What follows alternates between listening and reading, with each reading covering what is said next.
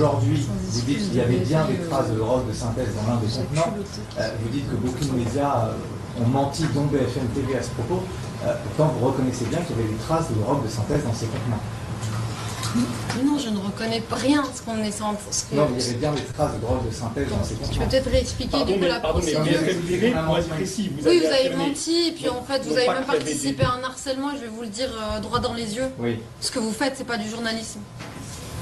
Ce que vous faites, c'est pas du journalisme. Ce que vous faites, c'est pas du journalisme. Ce que vous faites, c'est pas du journalisme. Non, pas du tout. Aujourd'hui, pas du tout. Absolument vous avez affirmé, par exemple, vous avez affirmé qu'il y avait une boulette de cannabis dans les. BFM TV a affirmé Oui, ça. vous l'avez affirmé et c'était faux.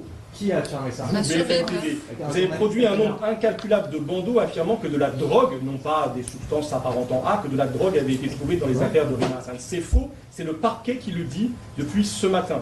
Depuis avant l'interview de Laurent Nunez, à l'occasion de laquelle l'intervieweuse de BFM TV a affirmé contre le parquet que de la drogue avait été trouvée dans les affaires de Rima Hassan. Tout ça est factuel et devrait vous encourager peut-être à le reconnaître, peut-être à vous demander si vous ne vous êtes pas fait manipuler par ce que vous présentez comme des sources qui sans doute vous ont raconté n'importe quoi, ou vous-même avez-vous interprété ce qui vous a été dit, en tout cas pendant des heures et des heures, et vous ne l'avez pas rectifié à cet instant, vous ne vous êtes pas excusé à cet instant, vous avez diffusé de fausses informations portant atteinte à la réputation de Rima Hassan et plus largement au mouvement de la France Insoumise. Ça c'est factuel, c'est presque journalistique que de le dire.